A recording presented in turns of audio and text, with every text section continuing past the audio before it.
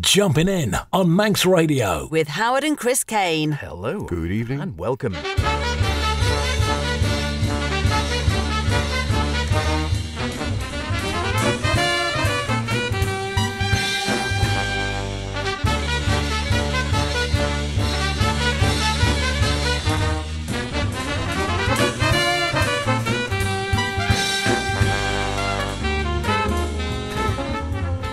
Yes, indeed, it is that time once again. 9 o'clock on a Saturday evening for jazz fans everywhere. It is a time of celebration because it is Jumping In, the best in modern and contemporary jazz with myself, H. And me, Chris. Yes, welcome to another Saturday night at home. Jumping In. Yes, as we reach weekend 3 of lockdown, it becomes increasingly obvious how much we love being with our families, and we might occasionally have relished popping into the office instead. But it also highlights how reliant we've all become on being connected and how this global crisis is actually generating business for some. Yes, the mail order companies, the streaming services, and of course the computer games companies. So, what's been on your high score this week, H? Well, it's birthdays. It would seem in many ways. We've got a tone poem from Charles Lloyd and the Marvels, and we'll also be marking the sad loss of the great drummer Ralph Peterson. And from me, well, a memory, a moon, and a 16th century Dutch philosopher. But first, game on. Here's Botanic Panic.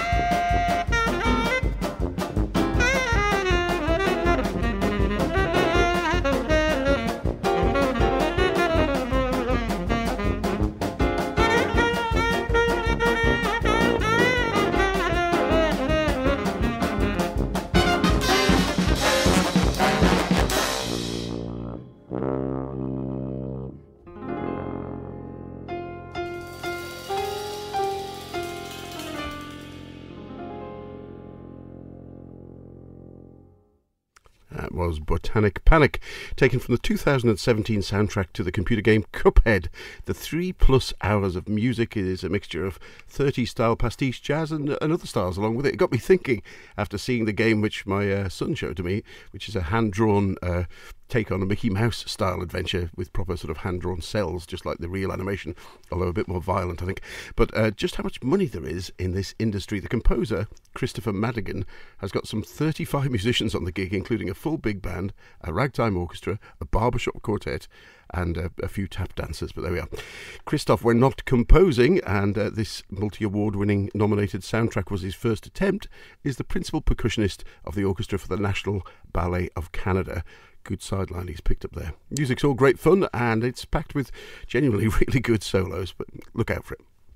Terrific stuff, yeah. Great way to get going this evening. It is, of course, Jumping In with Chris and myself, H, with you. And a new one out of the stocks. This is the latest from Charles Lloyd, who's celebrated his 80th birthday. Hard to believe.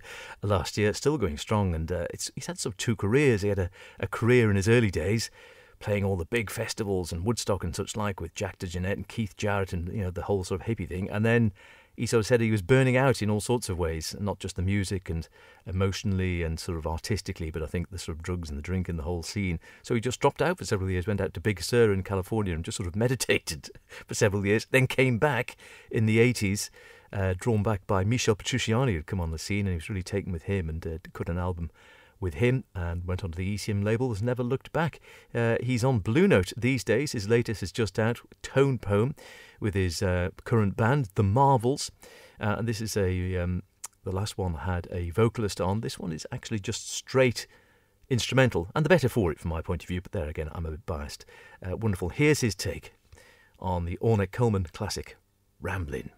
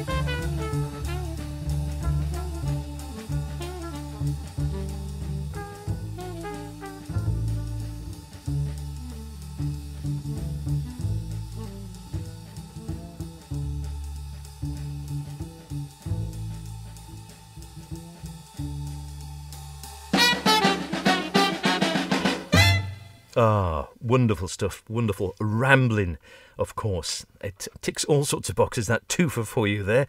So it could fit into our targets, our old exercise of, what do we call it? Same track, different artist. Of course, Rambling, written by Ornette Coleman. And if you were listening carefully there, of course, that's the album where you hear Charlie Hayden on the bass. And if you hear his bass solo, he plays Sex and Drugs and Rock and Roll. Many, many years before Sex and Drugs and Rock and Roll was actually written, of course, by Ian Dury and the Blockheads. And Ian Dury actually nicked it from that solo.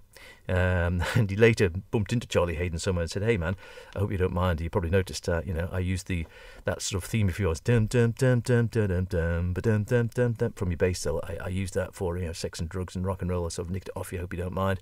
And apparently Charlie said, "No, that's all right, man, because I nicked it off someone else." He did it. He did it somewhere I think it was a Native American tune he'd heard somewhere. He nicked that little riff and used it for a bass solo. Yeah, nothing new under the sun, as they say. So that was the original album, Change of the Century, with Ornette Coleman, of course. Charlie Hayden on the bass, wonderful sound there. Also, of course, Billy Higgins on the drums, and I think it's Don Cherry, of course, on the pocket trumpet. Before that, a version much more recent, just out, the latest from Charles Lloyd and the Marvels. Tone Poem it's called. It's on Blue Note. It's only just out. A really nice album. And that's Charles with a tenor. He's 83. Bill Frisell on guitar. Greg Lights also on steel guitar. Reuben Rogers bass. Eric Harlan drums. And how about this? I did say earlier on, birthdays. I'd actually dug out another birthday boy, which we'll hear a little bit later on. But then just coincidentally, when I was digging those albums out, Ornette Coleman, it was his birthday on the 9th, not with us anymore, of course, of March. Charles Lloyd was 83 on the 15th of March. Bill Frisell had his birthday on the 18th of March, and the other birthday boy had his day, I'm not going to say who it is yet, on the same day. So birthdays everywhere. Marvellous. And I was just wondering, listening to those two, actually, you get a plumber and it's a family business, and they say 35 years of experience.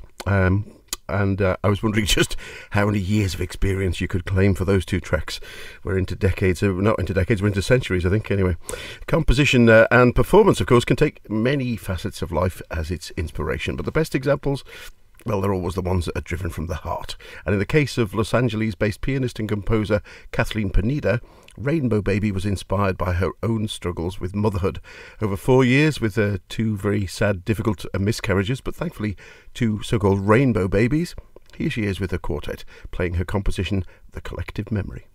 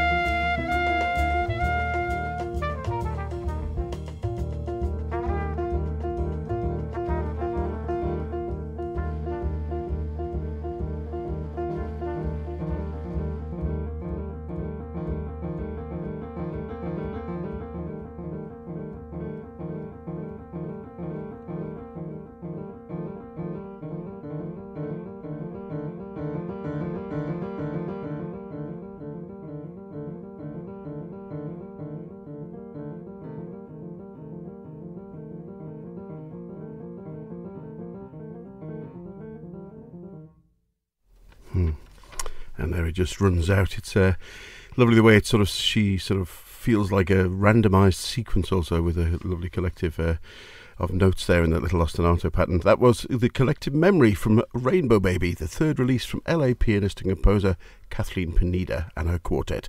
Christina on trumpet, Tina Raymond on drums, and David Trakina on the bass and Kathleen on the piano. It's a lovely album, this, with really strong compositions throughout the whole thing, worth digging out.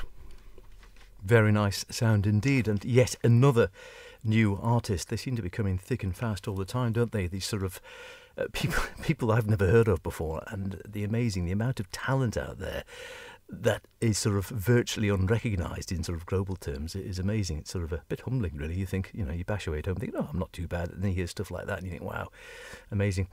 Jumping in with H and myself, Chris, and now I don't know whether you've... Oi, I'm Chris. Oh, what did I say?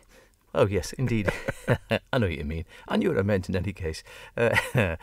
But yeah, the sad passing of Ralph Peterson, the drummer, passed away just in the last week or two. An amazing drummer, sort of Blakey-esque. He was like a sort of new Blakey in many ways. He looked a bit like Blakey in many ways, and had that same drive behind the kit. Also liked to sort of bring on new musicians, and also did quite a bit of teaching. Sadly passed away at a tragically young age. Let's hear him in his prime, and not that long ago, really, only a few years back, 2002, with a cracking lineup. Here's a track called Respect for Truth.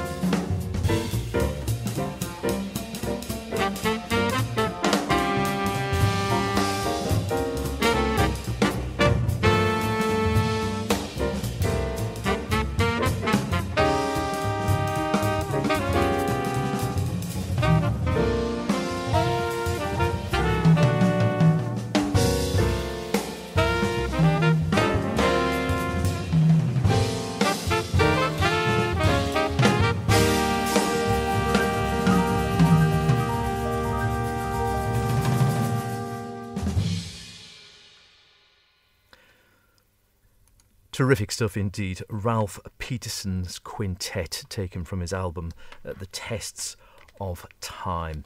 And what a lineup that was as well. Ralph, of course, behind the drum kit. Jeremy Pelt, gone on to do so many great albums on trumpet and flugel. Jimmy Green, tenor and soprano sax. Orrin Evans, now with the Bad Plus, of course, on piano. Eric Rivas on the bass. And sadly, as I say, Ralph Peterson left us just a few weeks ago at the age of 58, very young, complications due to cancer. I think he had problems with drugs at one stage as well, which probably won't have helped.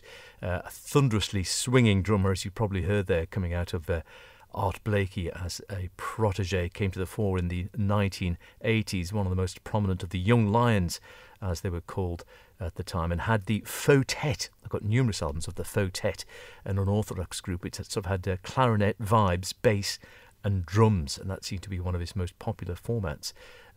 In 2011, and speaking with the pianist George Colligan, he said his approach to tradition was simple: take what you need, leave the rest. And when teaching, he told the students, don't buy in lock, stock and barrel to any philosophy that's not based in your own experience, because then you're not living your life. That's true, amen to that. R.I.P. Ralph Peterson. I remember seeing him, I can't remember what festival it was. It was inside somewhere in a fairly small room, and he was there absolutely rocking the stage, literally rocking the stage. And I can't remember, I think he fell off his drum stool. He was actually going so hard. He sort of fell off the stool at some stage. He was laughing all the way and kept going, of course. But yeah, quite a drummer. And well, that will be making a good sound up in wherever he's gone to. Yes, terrific stuff. Ralph Peterson. Fantastic and far too young, it has to be said. But a great driving drummer indeed. Now, for such a big country, New Zealand perhaps has surprisingly not produced more notable names in the world of jazz, but most of those that it has all appear to be class-leading keyboardists. Mike Nock, now perhaps more recognised for his many years living in Australia, but also his great albums with the New York Jazz Collective. I was listening to those again recently. Fantastic stuff. Mark de Clive Lowe, the New York-based half-Japanese New Zealand keyboardist, DJ and producer. Dave McRae, I didn't even know he came from New Zealand, the staple of the Canterbury scene back in the 70s, star keyboardist of Matching Mole, of course, and Nucleus, and on I think he's also featured on the recently released Kaleidoscope of Rainbows, which we will fit in at some point. And now Dave, after Dave McRae, Jonathan Crayford, new name on me, been around for a number of years, however, honing his craft in New York, Cuba and Europe, working in film, opera with David Murray, David Binney, Kurt Rosenwinkel, and he returned back to New Zealand in the noughties and has released a couple of award-winning albums with his New York trio, consisting of Ben Street on the bass, Dan Weiss on the drums, and Jonathan on the piano. Here's Subito.